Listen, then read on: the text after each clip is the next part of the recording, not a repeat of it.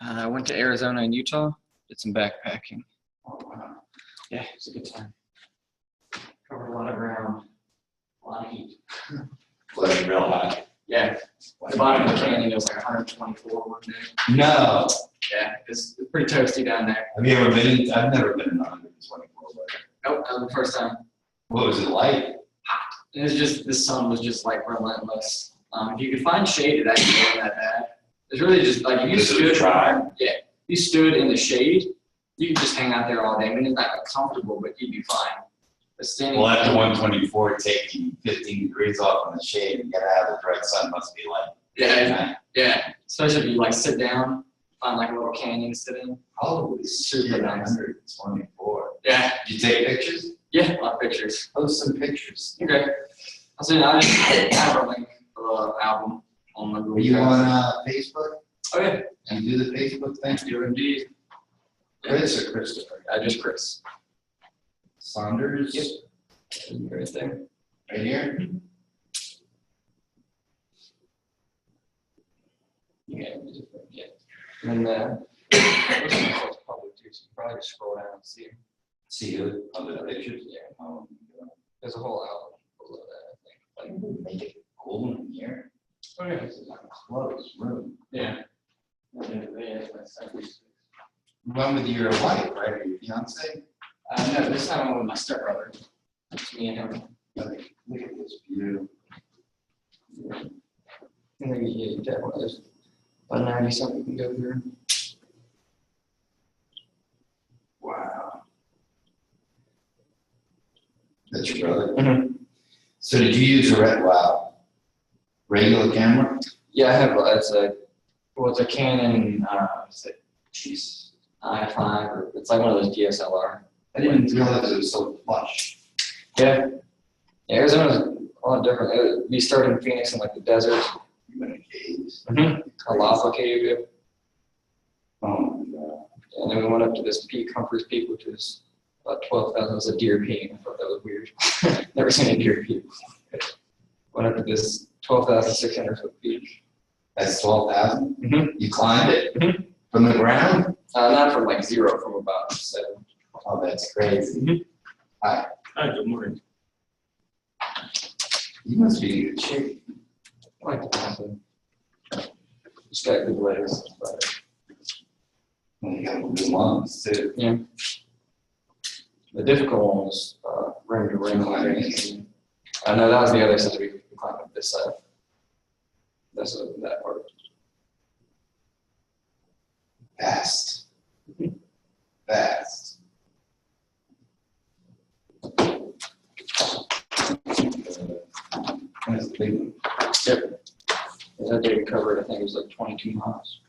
Really? Mhm. In that heat? Yep. Started at like 5 a.m., finished at about 6. Long day. Still have not made it here. It's worth it. As everybody says.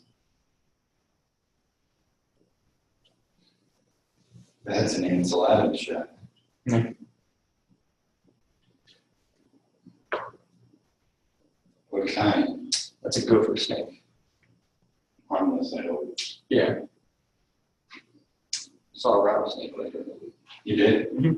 There's a video at the end. They don't bug you, right? Nah, they just want to be left alone.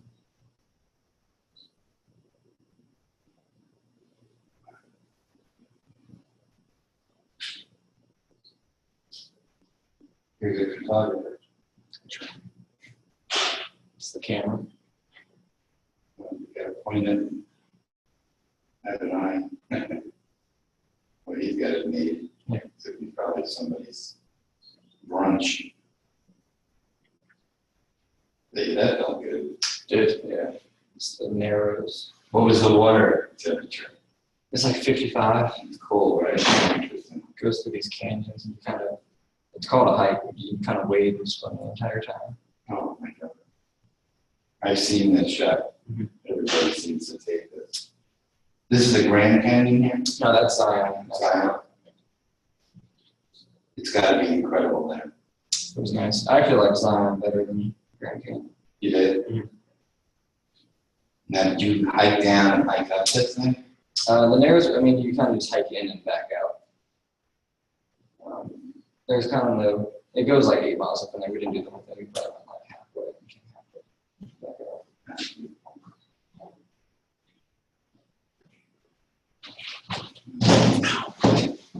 You always make an entrance. The Or just a spatial problem, I guess. Cowboy balloon the way you barreled it. Lack of self-awareness. I'll spend more time with this later. Thank you. That could be On the That car? property, DC. really. Look at this thing, man. Good morning, sir. How are you? Welcome. Glad you're here. See if I can learn something. Been doing this a while. Heck no, man, I'm brand new. Really? Yeah, brand new. I'm pretty new. So I owned a trucking and logistics company, and I sold it last year. yeah, I was like, what's my next big adventure? And real estate is what I fell into. I think it's going to be fun. Not a little frustrating. Anything in this world worth having is going to be a challenge and frustrating to attain. Where was your logistics business? In Tampa. Oh, wow. So You just came back from San Antonio. very, very pretty. Very pretty. Sound up? Yep. Yeah, we have a little timeshare there. It's week 21. And I gotta say, it's like, we look forward to that week as much as anything. I'm heading back down there next week, actually. Better go check. I'm dead. Nice to see you. I'm Michael. Kevin, nice to meet you.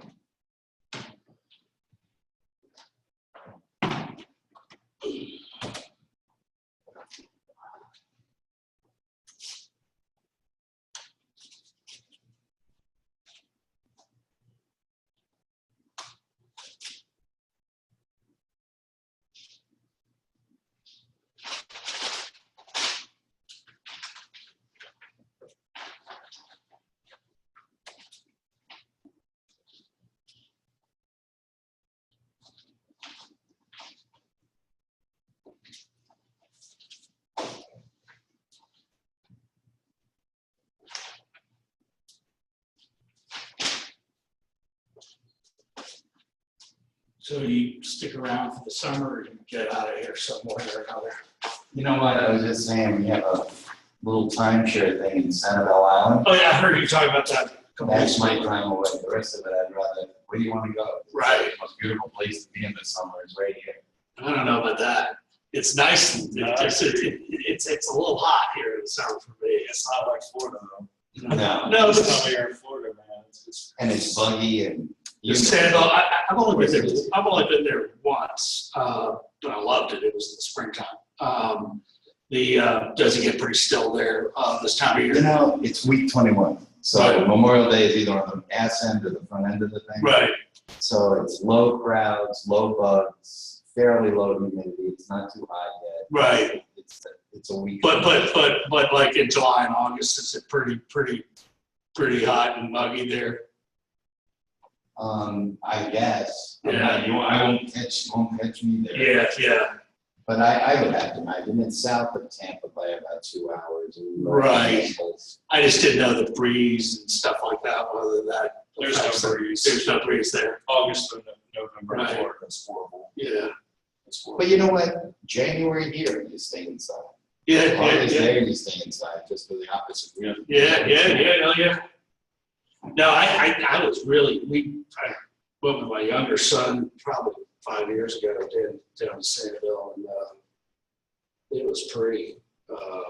When the beaches there were so nice. I mean, The shells. It's all nice. yeah.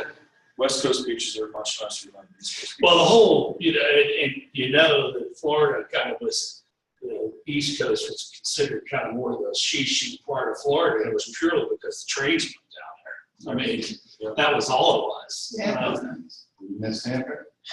Sometimes I miss Tampa. I don't miss the traffic, the on top of each other 24/7. I don't miss that. Did you used to live there? Oh, yeah. I Okay. moved up here in November. Okay. But I don't, the traffic. Yeah. Charlottesville doesn't have a traffic problem. Tampa has a traffic problem. You go to Clearwater at all? Yeah, we lived in Bel Air Beach, so we lived right on the intercoastal. Like I step off my deck into the sand into the water. Oh, nice. So I miss that. Yeah. But I mean, in Florida, when you get home, you stay home. You don't go anywhere else. Right. You know, it's not vacation because traffic is bad 7 days a week, 24/7. You know, commute 21 miles to my office, which was in Tampa, off of Davis Island, would take me an hour from the beach to get home. And then rush hour on my way home would take me 2 to 2.5 hours to get home. 22 miles. Gosh. I don't miss that at all. Yeah, that's like I live in Washington. DC. 22 miles. Same thing. 22 miles. Same thing in Washington. I bought a house in Afton, and the only thing I really have to fight when the farmer emails us is, I'm moving cattle today, take the other way. Right. Done. Right. Where do you live now? And on Innis Mountain at Afton, off of 250. Yeah. Good for you. So is that Nelson County? We're on the Nelson side. Okay. If you go over the mountain to like Greenfield, and a little to the left, would be an outlaw county. Okay. We're definitely on our property abuts Freedom Lake Round and our farm. Okay. I don't know exactly where that is, but I know General Hood. That's the general hood that I'm in. Right. It's pretty up there.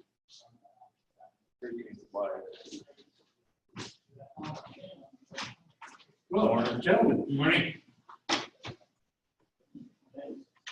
What's Ford B is the development on the back side of the mountain going down the hill, you know, going towards Stanley Waynesburg and stuff. I mean, how much stuff is built there. It's crazy. It's insane. It's insane. Now, to assume a lot of these people probably come over the mountain here. Because there's probably a pretty big difference in price.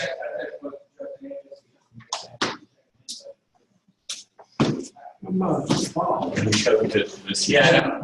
HITT. Yeah, all right. Don't get comfortable, it's not gonna be About all miles. We might have a lunch run. Sarah's on her way in. Dinner cussing out of the way. That's right, plus back we're live, so, it's on, but make sure you don't, sure all your dirty laundry. That's right. Say something on tour, just make sure it's towards the right person, move over a little bit.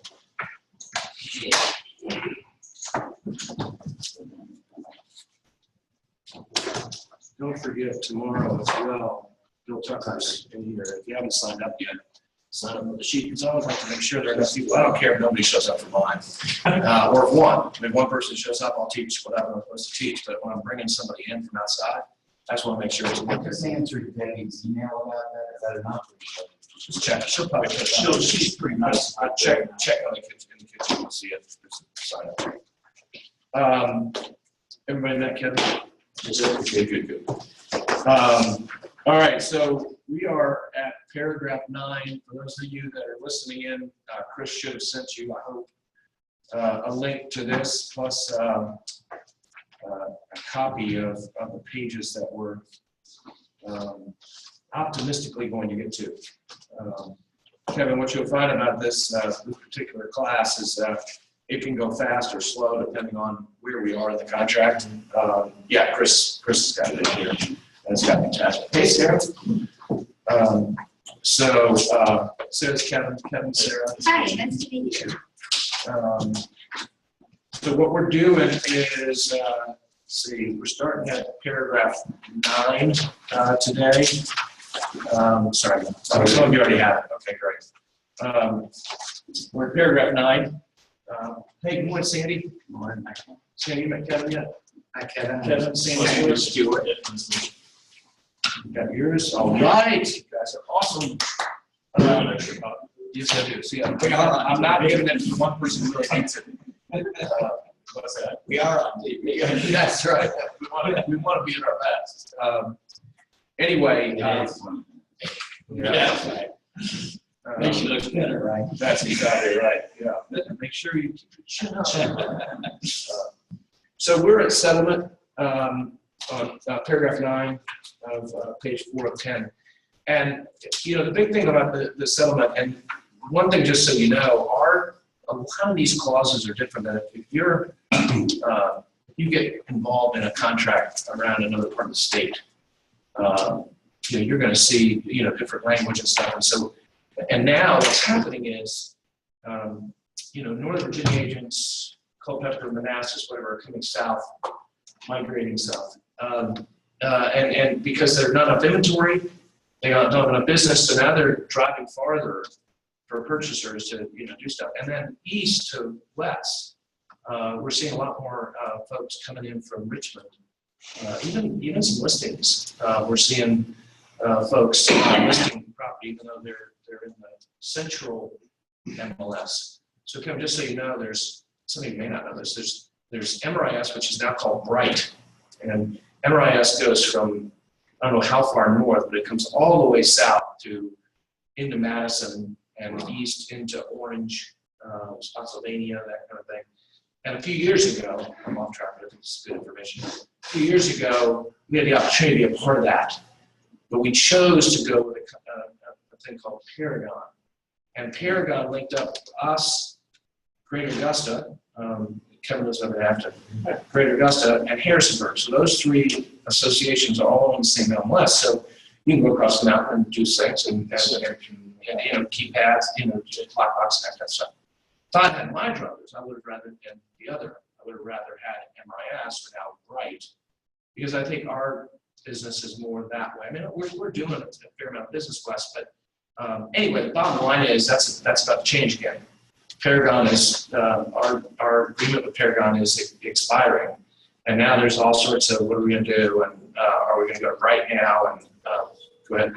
And my understanding is where the industry's going is pretty soon with MLS is going to crack wide open. You can have access to everything. At some point, there's no doubt in my mind at some point there's going to be a national MLS, and when you get involved at all in reading in National Association of Realtors stuff, you'll see things about what they call it, upward movement or upstream. The last Realtor magazine was really big on this idea. And I'm like, wait a second. They're scaring me here, but they were saying, this is a direct. I think it's upstream is what it's called. I should know that. You want to be a board director. I think it's upstream. And the point being is they're trying to get all the different MLSs to have the same sort of components and features so that when you go in, you're searching for the same animal. But anyway, the bottom line is the contracts are different. This is the Virginia Association's contract, but Richmond uses a Central Virginia contract. Northern Virginia uses what's called RISI, which is a regional, so they have Virginia, DC, and Maryland, all the same contract, except they have regional addendums to cover the things that, that Maryland has that Virginia doesn't. So there's a DC regional addendum, and but the core of the contract is the same. The point being is, get back to paragraph 9, is we talk about the settlement date, our settlement shall be made at.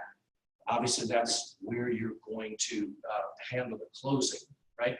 You can put in TBD if you want to be determined, so that the purchaser can call 2 or 3 attorneys or 2 or 3 closing companies or make a decision between the closing company and attorney. You can put TBD in there.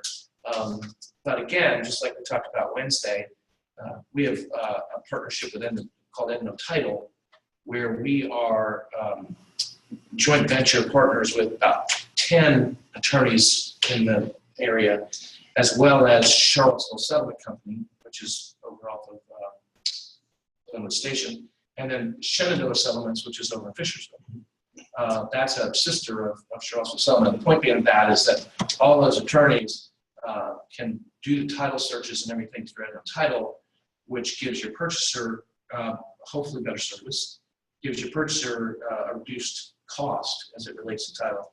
And it ultimately benefits us in regards to, like this month, we do a play over at Heritage, Culver Theater at UVA at the end of the month. We sponsor everybody goes over, and some nice appetizers and drinks. And this year it's my grandfather, Woody Guthrie, was in there. It was not my grandfather, but I did go by the name Arlo for a lot of years. But anyways, those benefits, they'll help sponsor cookouts and that you provide things that help us along the way. They sponsored my radio show for a number of years. Anyway, all those kind of things. You make that decision, you may already know. If they do choose to use, even if they don't, there's an Edno Title order form that you just fill out with your contract, and you check Bill Tucker, or you check Larry McElwain, or you check Payne, or you check Charles Sullivan. And then that goes with the contract, and it allows the purchaser to know that we have this partnership. The other thing we've added to the title disclosure now is there are other attorneys who want your business, but are okay with sending the title business to Edmund. So it's folks like Chip Royer and Tim Kelsey and Paige Williams and those kind of folks. If you, again, check their names, send it, they will get a quote from Edmund Title. Now, the cool thing for your buyers are they may want to send it someplace else. So they'll be very, they'll make sure they quote well with their other company as well to try to beat Edmund Title's quote. So either way, your buyer wins. If it turns out they match Edmund Title's quote or whatever, your buyer's still going to get, a good deal. And the attorneys that we have on there are reputable people. We are not going to put people on there that we feel like are not going to give us good service. So let's say you're on the listing side of the equation. So it's the Nothing to do with it. buyer's agent is usually directing the buyer, buyer's agent Yes. is directing the buyer. And the Edmund Title partnership, and I kid with the attorneys all the time, the two principals, Bill and Larry, because they get a fair amount of business on the listing side from us, but we don't benefit from any of that. The only place we benefit is in regards to the title search and that kind of stuff. But the point being is your sellers are going to still get the great service, being a part of that. And if there's a problem, I can pick up the phone and whatever. Bob saw this just last night. Simone's in, I don't know, Heineken, Germany or whatever. Thank you, Triberg. And we were rebating some commission back, and at the last minute, right, the lender says, I need an addendum for that. Well, we got a seller that's not the easiest person to want with. That's a whole other, we do a whole training session on the home inspection and how Bob handled it so well for Simone. But anyway, the point being is we want to go back to them and say, oh, you got to sign a piece of paper. So we're going to do what we need to do on the backside of this, which is no problem. We already cleaned it in place. But the point being is, Charles someone was right on it. Sue Rears, even though she's on vacation, saw that the call was from Charles and so she picked it up. Emails, In whatever. 15 minutes. 15 minutes, we had it all. I didn't see it until 4 hours later. I just saw the first part. I'm like, Yeah. and I started drafting this long thing. And then I saw there were some other emails, and I went back and it's all taken care of within about 15 minutes of email. Yeah. And it was Katie West or Katie Lovell. Katie Lovell, Who's one of the sellers. who ramrodded it, and that was great. Well, and again, the thing is, pardon me while I take my gun. It's the only way I get through the day with you guys is check the tranquilizers. No, I actually, the interesting thing about this is we're driving back from Wake on a wedding in Chattanooga this weekend, and we stopped and saw Dottie's sister, who we don't get to see very much because she lives in just the farthest reaches of North Carolina, almost to Georgia. It's a long trip. So anyway, we went from Chattanooga to there and spent Sunday and then came back yesterday. And it just so happened the hour that Dottie was going to drive so I could get some work done before we got out on 81, because she will not drive on 81. Between there and Stanton, no way. So anyway, in that hour, all that happened. So I'm able to, to chime in on the thing. And literally, like you said, 15 minutes, we had it all, taken care of. So anyway, to TBD, or if your purchaser is comfortable with who you normally use, and you can write those people's name in. Here's the key. On or about is the key to this whole paragraph. On or about puts you in the gray, okay? And Kevin, what we talk about here all the time is with the contracts, we always want to be black and white. What we're doing, going through each of these paragraphs, is helping you guys explain to your buyers and sellers whether what the contract says or what things they have to do because of what the contract says. We're trying to keep everybody in the black and white. We don't want to get the gray, but on or about just absolutely puts you in the gray because nobody has an answer. Like tomorrow, when you come and if you want to have some fun, I'm going to be up in DC representing us for leading our 8. Want to have some fun with Bill Tucker, start the thing saying, hey, talk about on or about for us. Paragraph 9. We were talking about that yesterday with Michael in our AHA class. Define on or about. That may take the whole hour. And then if we could talk reasonable man theory. Right. But anyway, so on or about basically is approximate. I mean, that's what it is. And when you say approximate, is it 1 day? Is it 3 days? Whatever. 30 days, 60 days, 90 days? So on or about, like for instance, today is the 13th of June. You're gonna settle on the 26th of July, because again, just another quick thing in regards to settlement, do not put the last day of the month in. Do not put the last Friday in the month. Look at your calendar and put a date in that's 3 or 4 days ahead of the end of the month.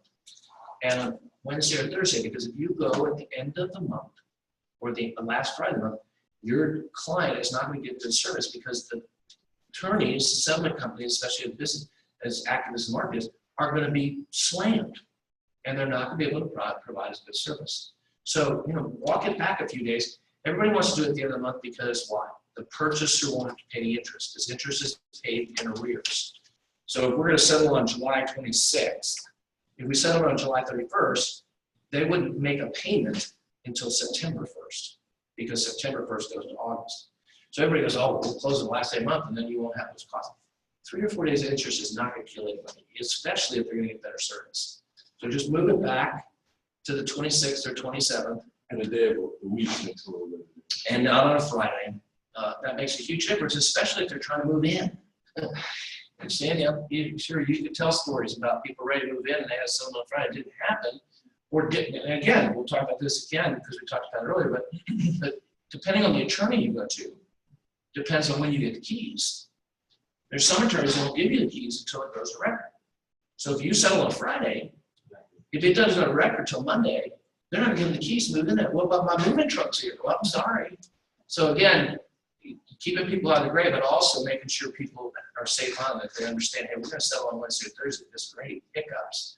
We're going to make sure you go to record by Friday so you can move in over the weekend or whatever the case may be. So when you're talking to an attorney, and not a bad thing to do proactively, the attorneys that you think you're going to use on a regular basis, hey, tell me how you handle keys. Is my buyer going to be able to get in? And for you as a listing agent, same thing. You want to be able to tell the other agent, hey, the way my seller's attorney handled it is they're not going to give you the keys until they know that everything's fine as part of record. And you just got to make sure everybody's understanding about that, because it can be a major hiccup. So on or about, you're going to put in the date, July 26th or 27th, 2017. Where this changes is if it's, well, it doesn't change anything, but let's just say we're July 26th and Sandy's people can settle earlier. I went through with the mortgage, I got the 8-day clear close, the appraisal came in, everything's good, they can move it earlier. It's a vacant property, or the people, well, let's say it's vacant property. So Sandy goes to Sarah, hey, we'd like to settle on July 19th. Sarah checks with the seller, yeah, that's great, that's vacant, that means we get our money soon, blah, blah, blah. Amendment.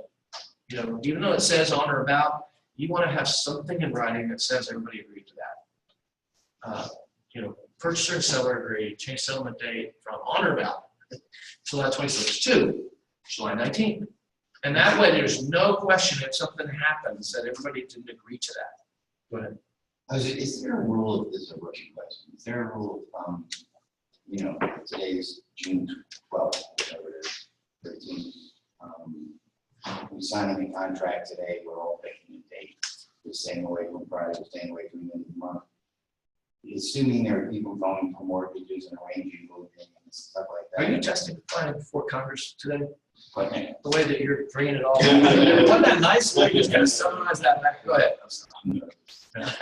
Don't be nervous. You're doing great. Rule of thumb for coming up with a date. Are we going for 5 weeks, 4 weeks, 3 weeks? So I know there are times everybody has money in place and they're ready to go, but other times there's processes. Great question. Answer 2 different ways. First way is, if I'm writing a contract for a buyer, I want to know when the seller wants to sell. The seller wants to sell on August 15th. I'm going to write August 15th in there because that's going to help me with my negotiating the contract to get my terms. Because I may not offer them quite as much money, or I may need a little bit of closing cost help or whatever, but seller goes, honey, these folks are going to let us stay in our house till August 15th when we're moving or whatever.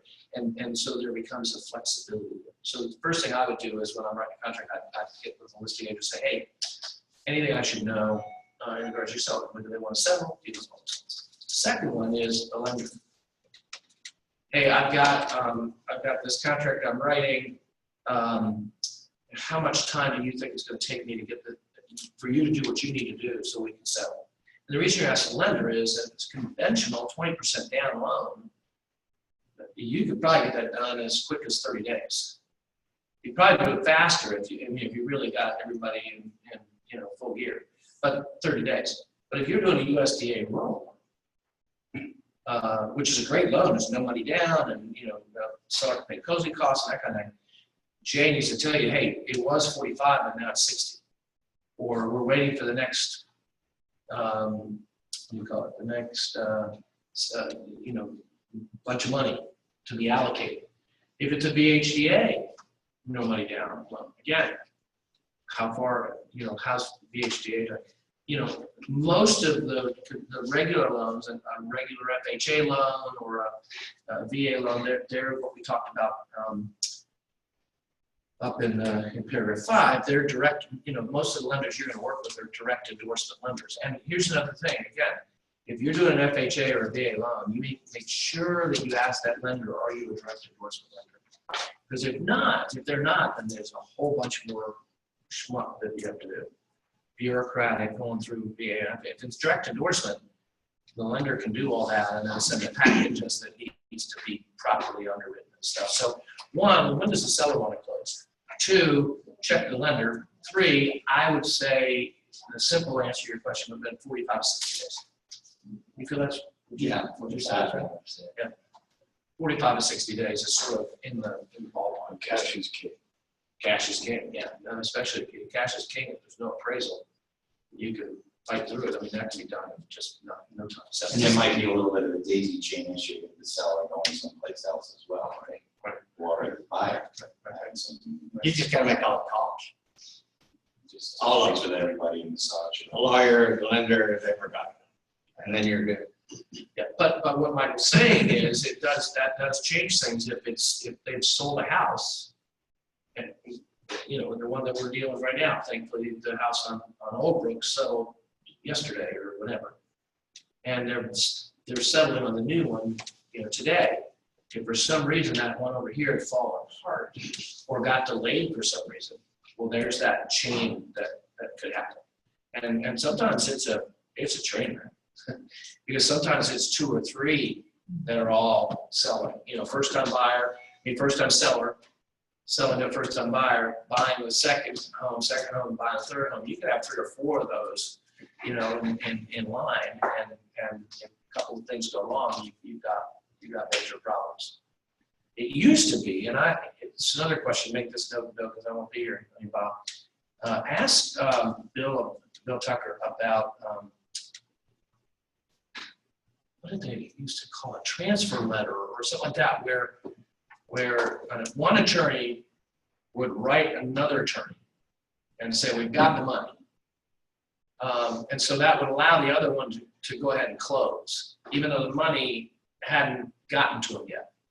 I can't remember. They're sufficiently confident that it's going to happen. Yeah, they've got the money in their account. I mean, it's been wired in or whatever. They're just, and maybe they don't do it anymore because of wiring.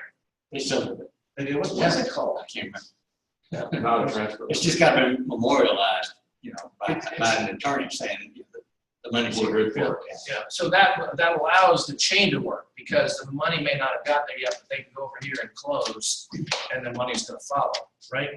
I wish I could remember the name of this. It's something.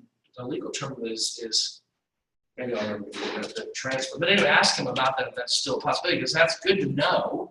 If you've got a couple, 3 of them, to work that out with the attorney and make sure the other attorney is copacetic with it, right? That we could settle on Friday morning on this, and you come over and do the paperwork on Friday afternoon because the sellers are leaving town, and whatever they do between each other builds the bridge that allows all that to happen, smoothly.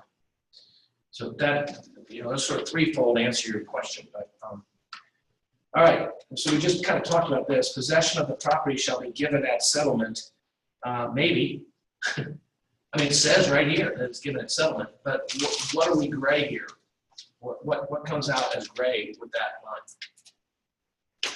Well, Shall be given at settlement. some used to be, you're not getting the key until it's recorded at the courthouse. So that's another thing to bear in mind is time of day for the staff, and especially if you're wiring. Wiring is thought to be instantaneous, but sometimes, a lot of times it ain't. And if it doesn't get to, depending on the courthouse, at 4 o'clock or 4:30, you're out of luck to settle that, to record it. So the answer here is that the attorney's opinion is what determines settlement. In my opinion, settlement's when everybody signs the papers. The money's there, everybody signs it, we call it that. We say right up here, settlement shall be made at, right? So to me, that's here's settlement and here's settlement. Settlement shall be made at Bill Tucker's office. Well, if I'm in Bill Tucker's office and I sign all the paperwork, well then I should get my keys because it's given at settlement. But some attorneys say no, settlement's not until it actually officially closes and it's recorded and that kind of thing. We talked about this maybe last week or the week before. Again, representing your seller, they settle on June 13th, right? Tell them not to cancel their hazard insurance until they get their money. Because when they get their money, whether it's wired into an account or whether they go pick up a check, it's recorded. That attorney's not giving them their money unless it's recorded. If it's recorded, they're officially no longer the owner. But until then, God forbid, a tree falls in the house or there's fire or a flooded basement or whatever, they still could be in a position of needing to deal with it. And if they've canceled their insurance, insurance doesn't often say, oh, that's okay. We knew you didn't mean to do it. Therefore, we're going to. Someone wanted to ask you when 210 was here the other day, what percentage of house sales actually get that insurance? Not enough. Should be 100%. I would say maybe 1 out of 4. How often do you use it? Okay. Yeah, that's the answer to me. The answer is all the time, or I've got something in writing that said the buyer or seller refused. Because I don't want, as an agent, to be held responsible that they find out later that they could have got something covered, and you didn't tell them that. So I personally think the answer is all the time, but I would guess we're probably 1 of 4. I would say I'm just guessing that. My experience in Northern Virginia was when it was a soft market, it was very prevalent with sellers. You know, in other words, the sellers would dangle that out as another carrot for you to buy it. But when it was a hot market, you just didn't really see it come into the conversation. But I've just always been thrown off because I remember a few times going myself, very thorough home inspection that I picked up things, and then I never saw that need for that gap of 45 days or whatever. It's a year. The home warranty is for a year, and then you can re-up it if you want. So the reason you want it is because the home inspection is great and everything's working. And 30 days later, they're not. An example, my kids have one, and they're praying that the burner can't be fixed because they want a brand new range. But one of the burners went out, so they can call 210 and they'll come out and repair that for some deductible. If it can't be repaired, then it will be replaced. So they've held off doing appliances. They're doing other things, and they're hoping that within the year that things will go bad so that they can benefit from it. But the point being is, there's nothing that says when you're writing a contract, especially in a soft market, that seller pay closing costs, including purchase, home warranty, and then you sell it, if you will, to the seller by saying, look, this is good for you too, because if you agree to this, it becomes, active as soon as you sign the papers. And so for the rest of the time before you close, if anything goes wrong in your house, you're going to get it fixed, and you don't have to pay for it until you close. So going back to what you said, a home inspection for 1, but 2, and we're going to get to it in the walkthrough prior to settlement. All of a sudden you find out that something that was working at the time the home inspection is not working anymore. Now the seller can get that fixed for deductible versus having to buy a new water heater or whatever. So that can help the closing as well, that you don't have this $500 cost that you didn't anticipate. So, but the bottom line is, I just think we represent the seller, we represent the buyer. Our job is to provide information so they can make an educated decision. One of the information says you have the right to get this. I think it's a good idea. No, I'm not going to do it. And then when something breaks, they go, gosh, I should have done that. Yeah, I should have. And right here on this folder, I said I presented it to you on June 13th, and you said no. And that's why we have that waiver in the contract paperwork. There's a waiver that, yes, we are going to do this, or no, we're not. And then you have that in your file that it was. Because I'm waiting, and maybe it's happened, I just haven't read that, but I'm waiting for the suit where somebody's at a cocktail party talking about their house, and that the HVAC went out, tomorrow or today when it's 150 degrees outside. And they get it fixed, and it's $4,000, and then that kind of person, over a drink says, oh, that's interesting, I'm only paying $100 because I had this home warranty thing that my agent told me about. Gail Harvey's brokerage sells more expensive properties around. But she gives that as a gift with every sale. That's also, it's nominal compared to the commission, and it's a real seller. I mean, it's a nice idea. That's terrific. But it's just, it's a number. Yeah, it's at least 5. Yeah, because I got a shot and I was over there for a while and she said, oh, what's the $500 or whatever? She said, oh, that's your gift. I'm like,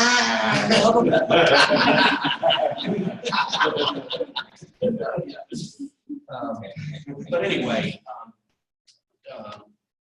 going back to the possession of the property, where do we go from there? Okay. Unless otherwise agreed in writing by the parties. So here, again, possession of the property shall be given a settlement unless otherwise agreed in writing by the parties. You may have a situation where the seller needs another, several hours. You have to close in the morning, and they need several hours to get it, cleaned up, right? I would have something to write it, and if that thing's not in the condition it's supposed to be in when we get to that paragraph, that everybody knows that they're not going to be out of there, and that the buyers will need to go back through there one more time to make sure everything's okay. Go ahead. It was really cool. The last settlement I had was the sellers were former CIA analysts, academics now, and the buyer turned out to be a deployed Navy SEAL. And I got an inquiry from his broker saying, hey, can we push closing a little bit because my guy may not be back in the country? And I told the sellers that. He said, tell them to take all the time you need. Yeah. Tell them about But anyway, if it's going to be something that's out of normal, people say, "Oh, that's no problem. That's no problem." Always get it in writing. Yeah, I understand it's no problem. Let's just make sure everybody signs this. So we're all on the same page, so that something goes askew and it's 5 o'clock and the seller's still not out. Hey, you said you were going to be out, and that kind of thing. so where do you write it? Right underneath there? On that, again, if you're adding to the contract, it's going to be an amendment. If you're changing the contract, it's going to be an amendment. So in this situation, you're changing when they're actually getting possession, and so you would put in purchaser seller hereby agreed that seller will be out of the house on June 14th at 2 p.m. or whatever the case may be. Especially a lot of folks now are okay with doing electronic stuff, so it doesn't have to be a big deal. It's just keeping everybody neat and tidy as to what everybody's expecting. Same thing, folks, when you get referrals from people, whether it's from the company, whether it's from an agent or whatever, shoot them an email. Hey, thanks so much for the referral. Yeah, I'm happy to pay you a 25% referral if it does something. And please respond back so that they do have that. And I've just got a little folder in my Microsoft Outlook, and I just put it there because you just forget. You forget things, and then the other person forgets, and that's not fun when everybody forgets. And one person thought something, the other person didn't think something. That can be a little bit, to my world. crazy. Yeah. So again, I just think it's just a way of keeping everything neat and tidy. Seller will provide us delivered deal described in paragraph 15. We'll get to that. Basically, it's a deed that says we're handing this house over to you. We no longer the sellers. You're now the buyers. Only the seller signs that deed. The purchaser signs the trust, and only the seller, the deed gets recorded, seller conveying the property with clear title to the buyer. So only the seller signs that. Affidavit acceptable to purchaser's title insurance company as to parties in possession, and Mechanics Lane's applicable non-foreign status and state residency certificates, and applicable IRS 1099 certificates. Hey, Barb.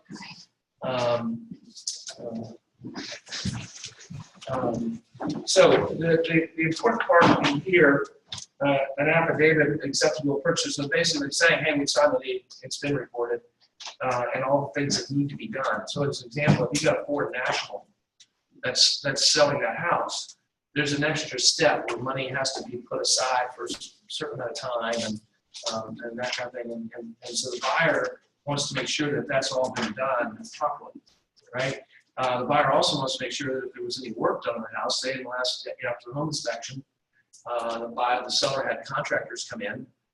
They want an affidavit saying that all those bills have been paid because you don't want after the fact, see a mechanics lien, recorded onto that property, which they have the right to over a certain amount of days. So all this is saying is that the purchaser and the purchaser's title insurance company has all the information they need to have in regards to these things, so that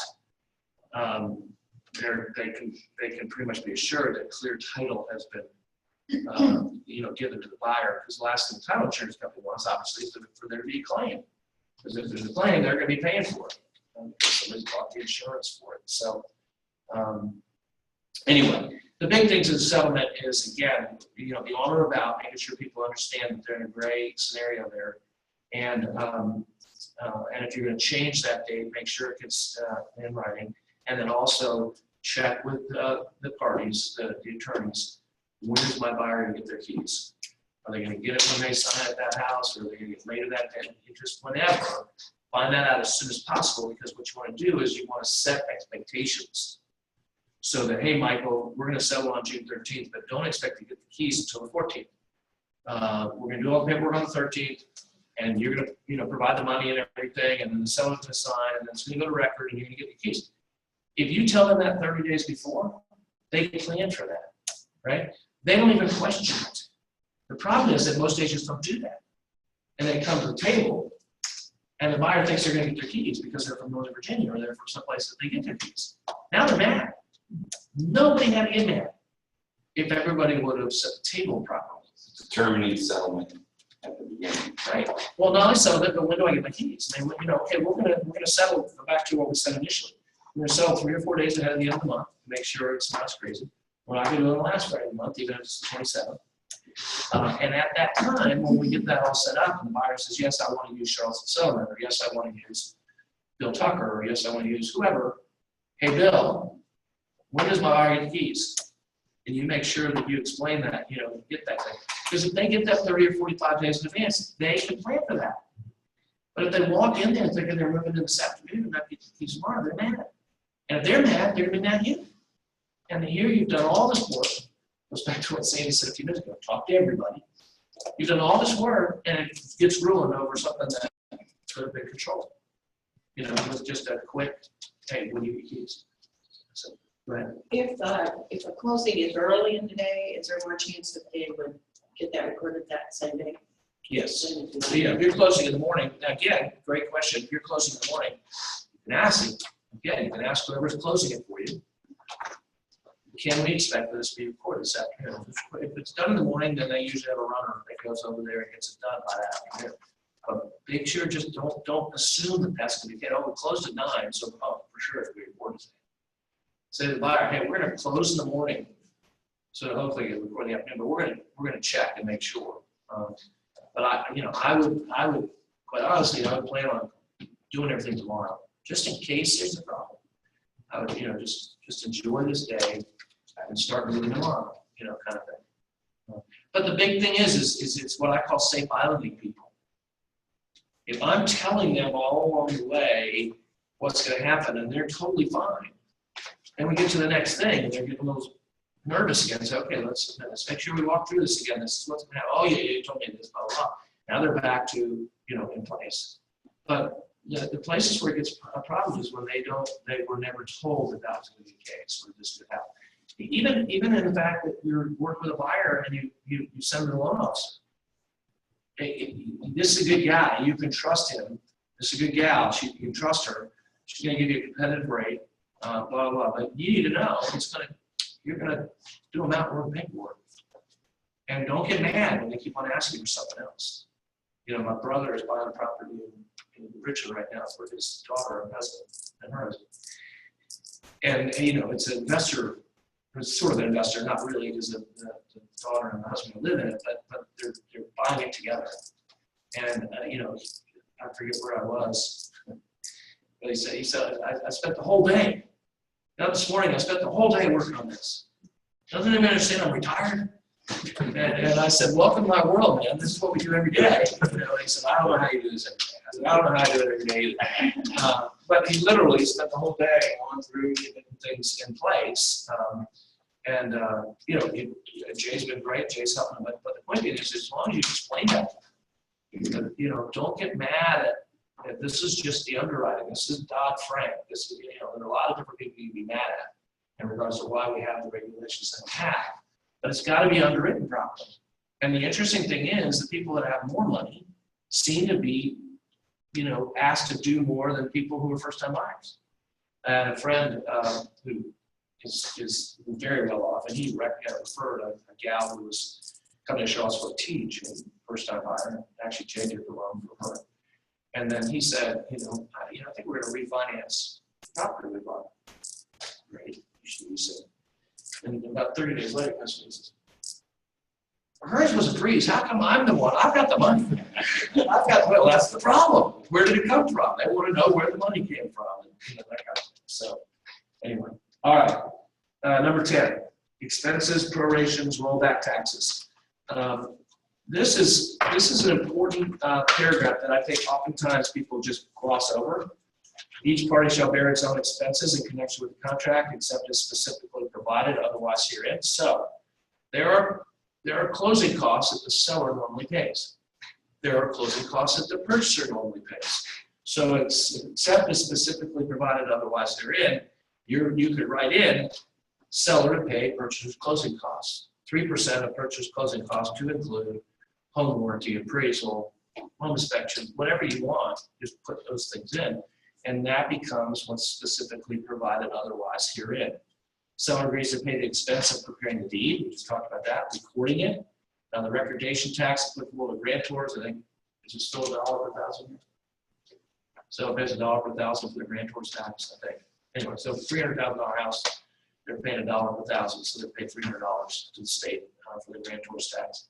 All expenses incurred by purchaser in connection with purchase, including without limitation, title examination, insurance premiums, survey costs, recording costs, and the fees of purchaser's attorney shall be borne by the purchaser.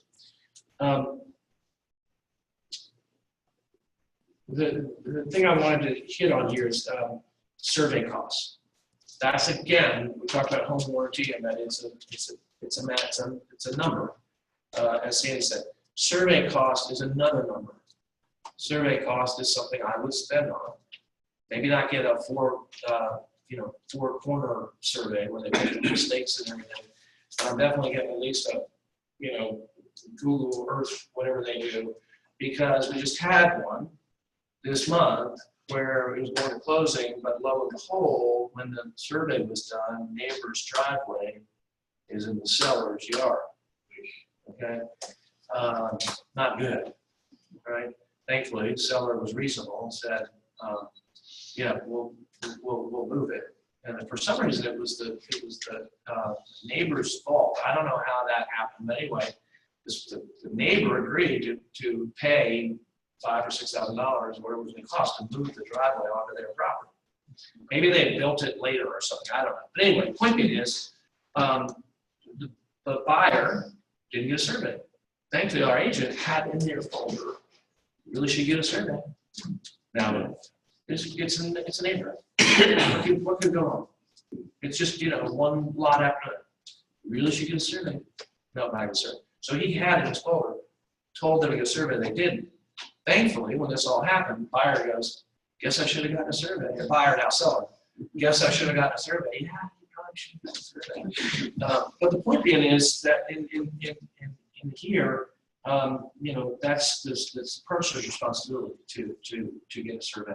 It's the purchaser's responsibility to make sure the title examination is done so that the property is free and clear. It's purchaser's responsibility for hazard insurance, make sure the property is insured properly. The lender's not going to let you close unless you're giving them a certificate from the insurance company that says that they're covered. What do you say, a grant toward? Yeah. What is that? Grantor's tax is a tax paid to the state. It's just another place where the state gets your money. So when you sell a house or sell a piece of property, there's I think it's $1 per thousand number. They tried to up it a few years ago and it got killed. But I think it's $1 a thousand. So it's $200,000 house, $200 to sell it pays to the state. I don't know where that money goes. I don't know. I had a weird It's thing. keeping out of airport and under farms. I had a weird thing on a property I had once where the garage was indented off the property line. And at one point I put up a fence to the front and to the back, leaving the side of the garage exposed to the neighbor. And then when I went to sell that property, they were trying to take claim to that property. And it needed a survey. Unfortunately, I had a survey that showed that it cut through there.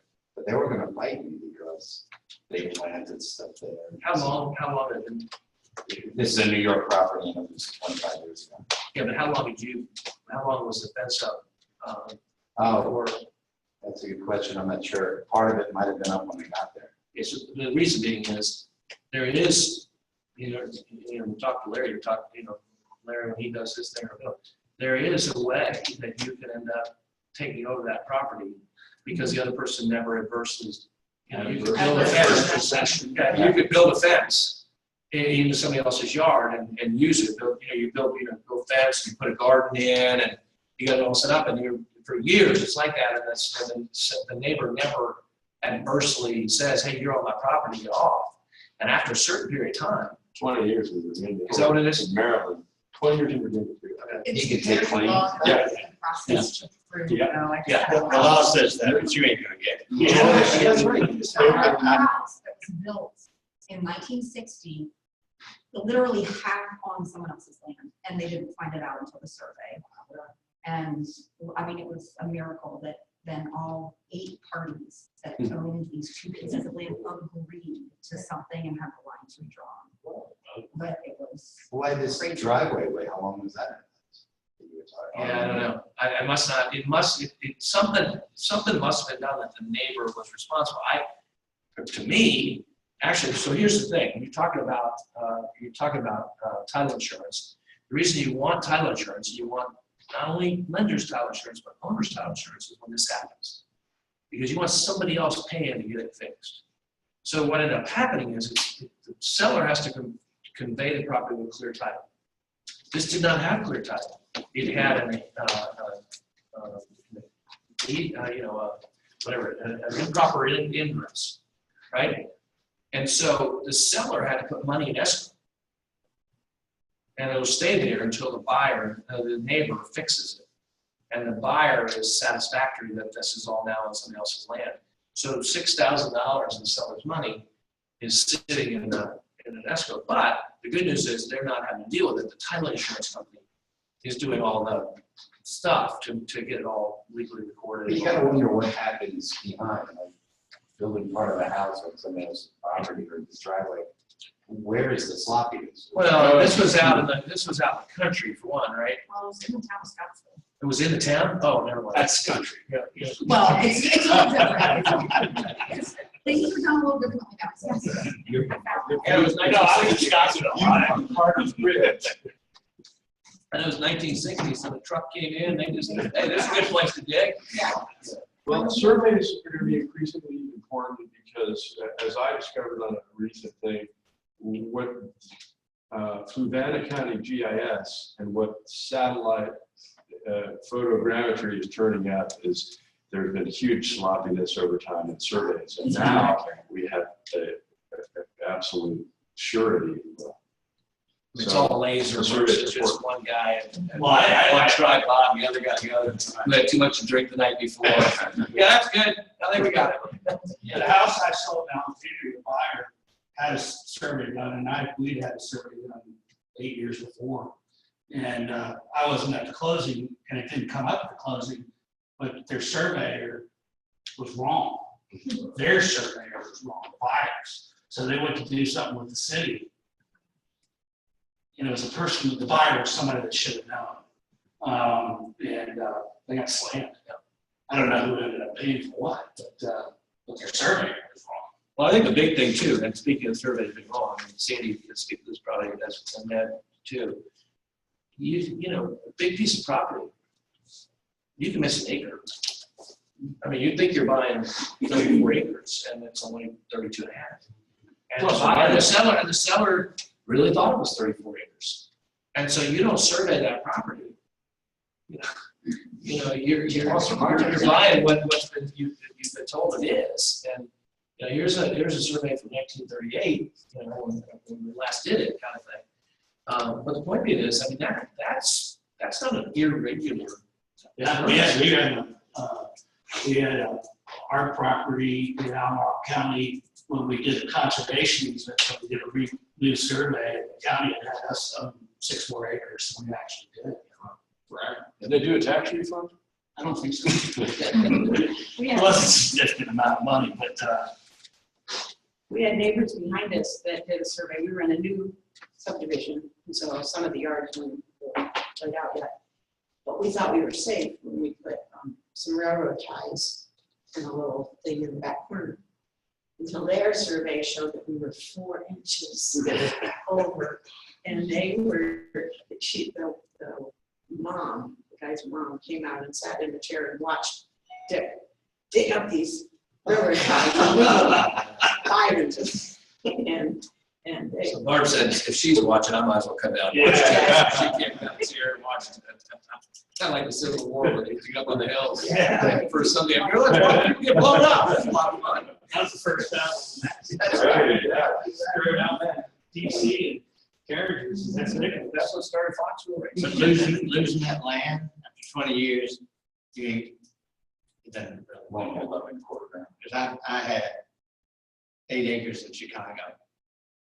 And there was, yeah, then there was an easement. Outside. I found out at the last minute, there was an easement through it. So I told the attorney to take care of it. We got to sign a letter saying we acknowledge the easement.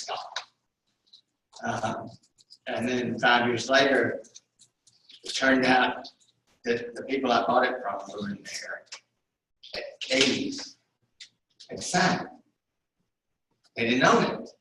Their mother owned it. She was 105. So they said that's no good. I went, wow. Now, so I went to the neighbor and I said, and he goes, no, we're not giving that easement up. We want it. So I built a fence. Fenced them out. I said, I need it for horses. They'll get out. I don't put a fence there. He goes, yeah, okay. And then 27 years later, I sold the property and I say, well, we've had it for 20 years. Can you just, he goes, no, it does not really work out. So I said, do not be. So I told the buyer, she said, no problem, I'll take care of it. I said, I know you can do it. And that was that. But that's a good stuff. That's a really good point, so. She never got Yeah, so that's a good point, again, with title insurance. So the wrong people signed, right? If you don't have title insurance, you're paying to get that all figured out. Whereas if you have owners and lenders title insurance and somebody signed, I mean, in this situation, probably not, they didn't do it on purpose, but they signed something they didn't own. And they conveyed it, Sandy thought, and they conveyed it fine. Well, it turned out, yeah, they conveyed it fine, they just didn't have a legal right to do it, right? That's where title insurance comes in to help fight through all those. it. But then where do you go? Because then who do you sue? Your lawyer, right? For not doing it, well, that's where money to go. And I had the same thing with that airport. I called the lawyer and he goes, I didn't know there was an airport there. And I go, what did you know? And he goes, well, you know, with this. And I said, well, what about the warrant? And he said, I don't think they have Christmas. No, I'm going to kill you. You know, Title insurance. it doesn't even exist anymore.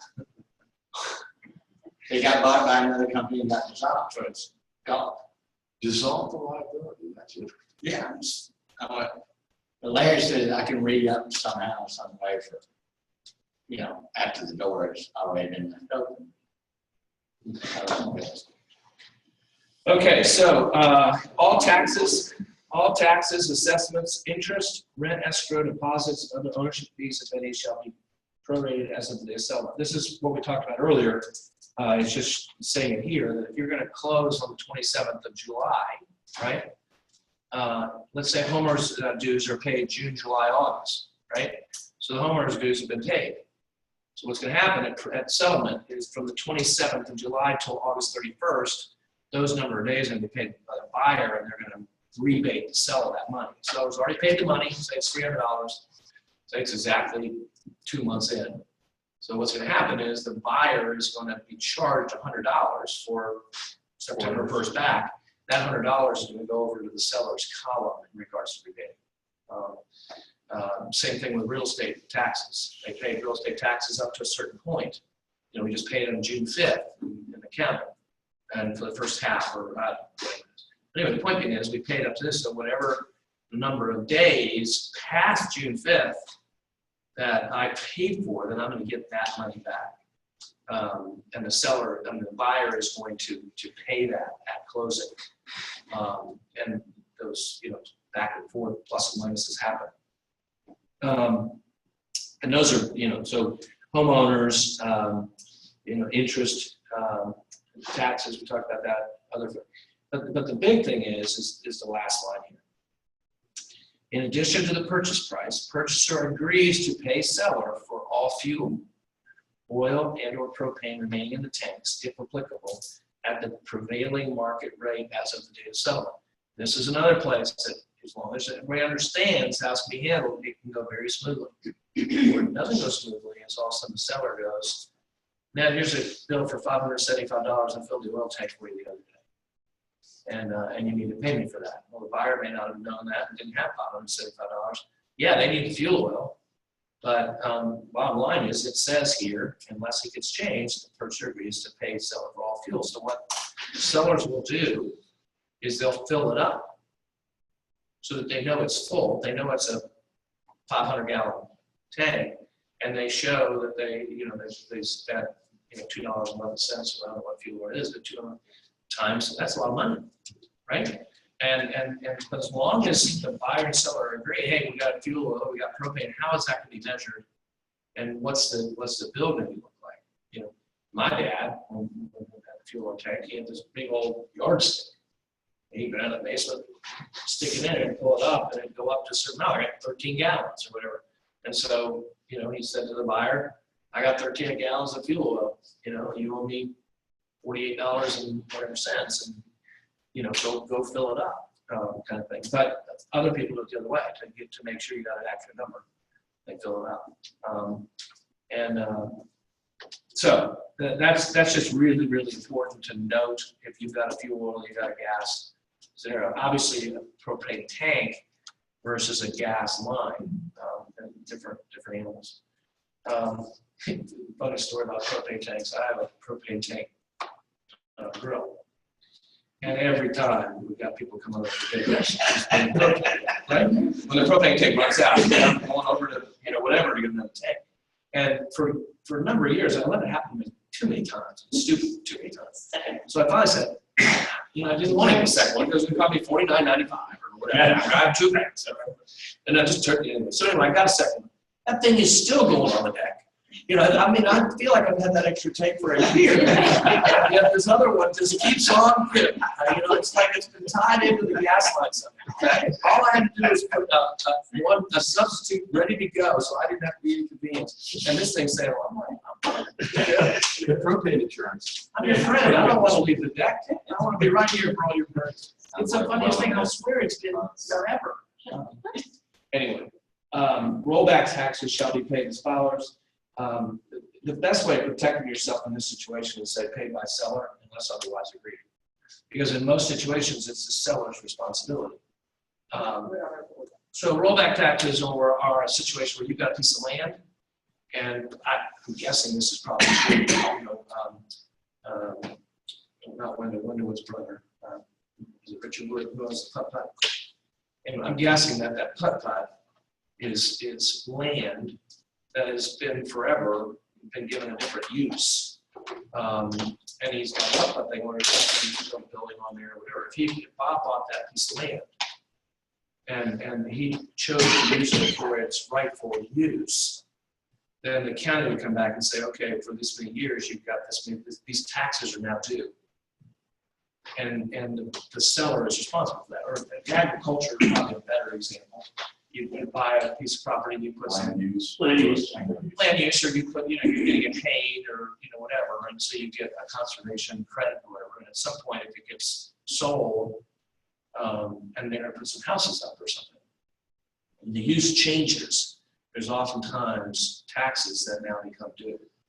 And that usually, correct me if I'm wrong, I mean, you would say in a document like, it's gonna be borne by the purchaser, or there'd be a negotiation point or whatever. And especially if it's the They got purchaser's some of change. those otherwise agreed. Yeah. So So here's the it's way it was when it was bought. Yeah. If the buyer changes, that's. Yeah, it's buyer's There's no property. effect. That's the land I'm doing right now, it's the buyer's property. If he changes what has been under farm use forever. You just gotta make sure it's clear that everybody knows that, because when it comes due, you wanna have that in there, that who's making that pay, because the seller's the one who put it in that place. Right. Now this person's changing it. Well, again, as long as everybody knows, as long as people figure out that they got this $8,000 worth of tax bill, because they're gonna change the use of it, and the reason they're buying this property is because they think it's worth doing it. All right, real quick, just so we got through 3 of these. This one's pretty easy. Seller and purchaser authorize a direct settlement agent to disperse the listing company or selling company from the settlement proceeds their respective portions of the brokerage fee payable as a result of the sale and closing under the contract. Each of listing company and or selling company shall deliver to the settlement agent prior to settlement a signed written agreement setting forth the fee to which such company is entitled, and stating how such fee and additional sales incentives are to be dispersed. So 2 ways that happens. Yeah. 2 ways that happens.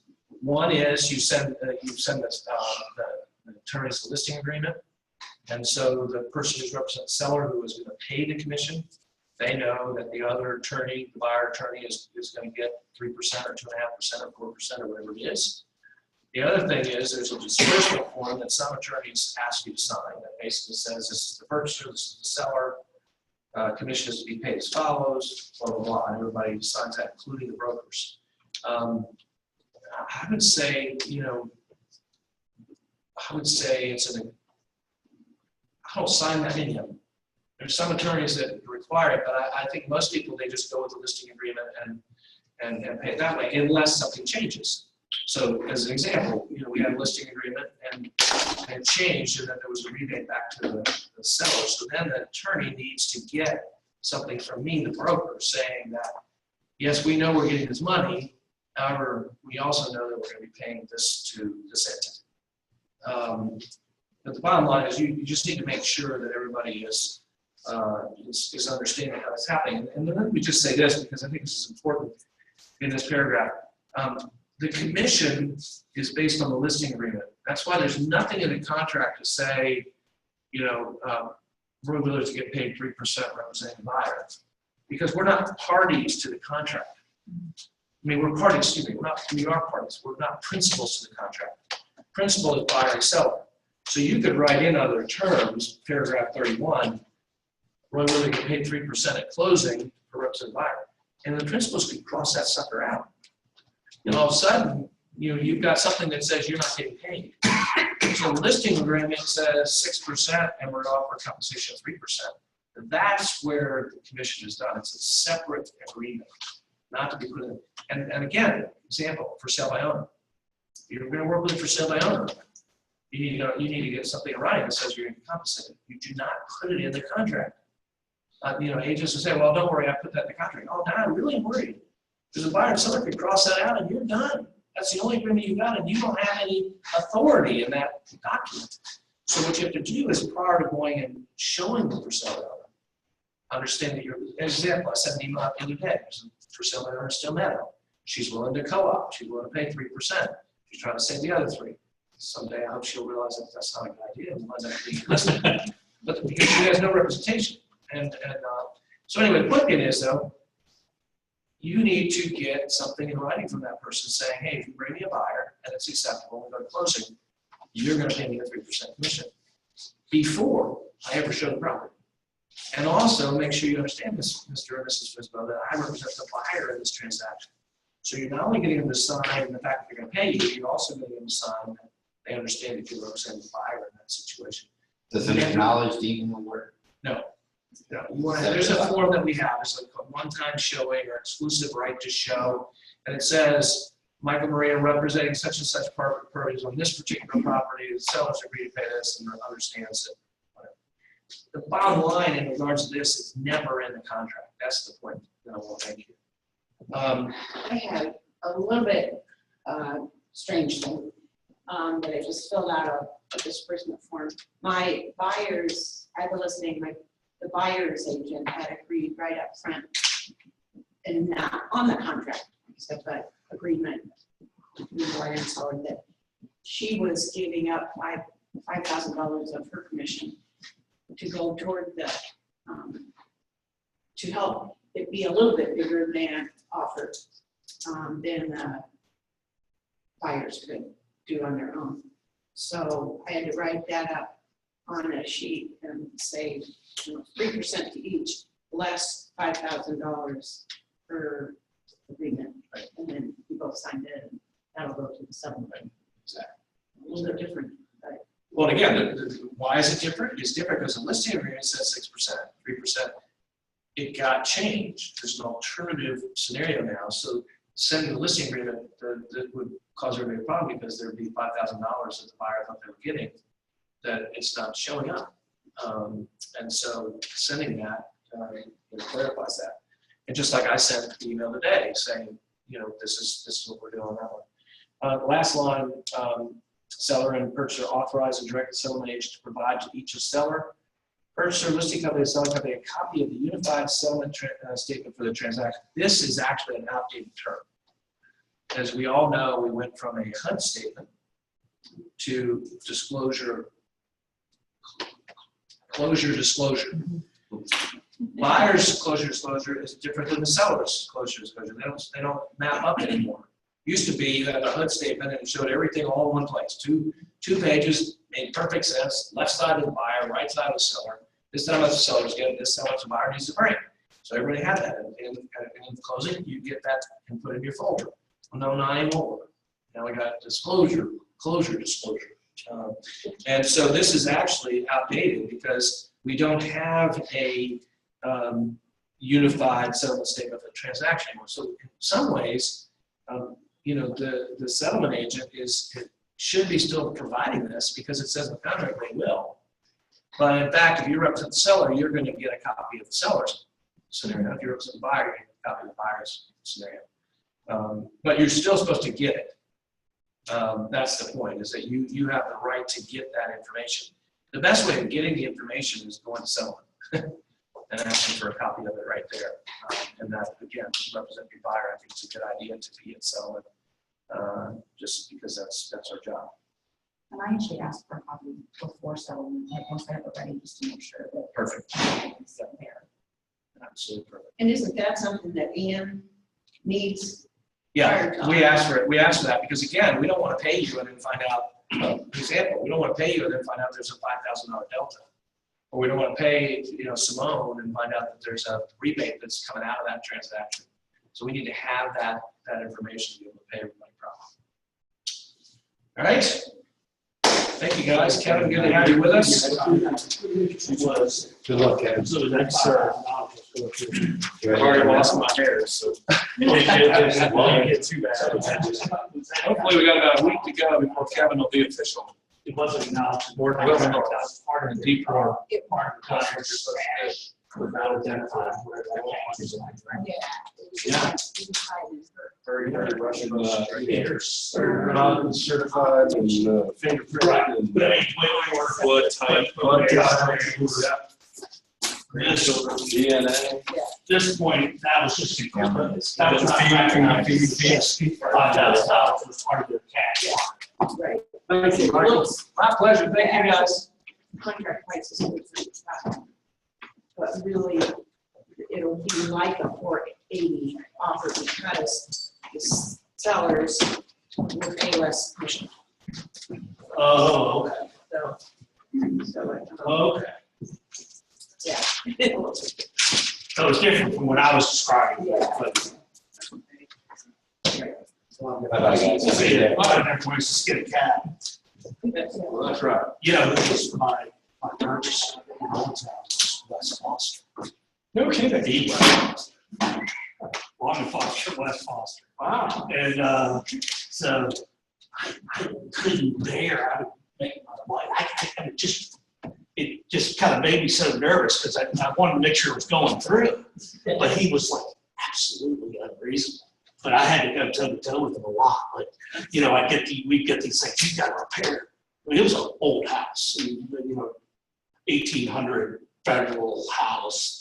And, you know, none of the windows, they all worked, just all the ropes were broken, which is true of every house in Old Town. And so they were moved from McLean, you know, and they're going like, you got to I'm replace. thinking new construction. It's Well, gotta yeah, be you got perfect. to repair all It's these gotta be windows. right. And I said, the hell with that. Right in 80 years. Yeah, yeah, and I said, you know, and the windows were by and large pretty much original, you know, and I said, you know, you're buying a house in Old Town, there's no way in hell. I said, every house I've lived in Old Town, I've had a book in the window to hold open the window if I want it to be, you know, and it was little stuff like that, and the market wasn't exactly super strong, but anyway, yeah, you know, obviously his Old Town office was freaking because they were like cheese was 10 there. working on it. And my poor agent had to deal with them and did a good job, but they screwed up. He was going to buy, my next door neighbor had a subdividable lot. He was going to buy part of that and do something with some kind of garage or something like that. And he had his place, when he bought it, he had the place surveyed, just like I had. But it turned out that there was part of, I mean, it was small, but there was part of the backyard that he thought was his that the surveyor got wrong. I think it had been surveyed, passed down through the years, been wrong. Yeah, And so suddenly he couldn't do what he wanted to do. and it was hot about it. I guess, but this was I was long gone. And I was not party to any kind of, you know, it wasn't like I looked at the survey and said, oh, you're wrong. I think I was operating under the same assumption. They know what they're doing. We both got surveys, you know, I mean, in other words, a survey was You done, did your due the diligence. survey was done twice within 8 years. So that's why you get surveys too. I mean, you just, if you buy it, you do it, you know? And that's why, I mean, if people look at title insurance as maybe sometimes an unnecessary precaution, but it is until it isn't. Isn't, And it's like any insurance. Yeah, I hate paying for it, but well, the house I bought, you know, as a result of our divorce, when we were selling this house, was I think I told you I bought a house that, you know, they built in 1950, and I don't think these people put a nickel in it since they bought it. And they bought it initially from the guy's parents who had lived next door. Well, you know, that was 50 years before, 60 years before or whatever. And they had since put this is how fancy my house is really, but they had put a pool house somewhere along the way on my house, but it went right over a sewer line right away and stuff. And I guess it would have been my title company caught that because it hadn't changed hands before. And they just said, oh, by the way, you got a sewer right away under part of your land, which basically makes half your property not buildable. yeah. Which was kind of, it had been zoned and stuff like it was. Mhm. So they had to fix it. You know, the sellers had to fix it. The sellers were both dead, but their state had to fix it. And I didn't really even know what was going on. I hadn't moved in yet. And they said, we got a problem, we're fixing this. And then I kind of tuned in. It involved the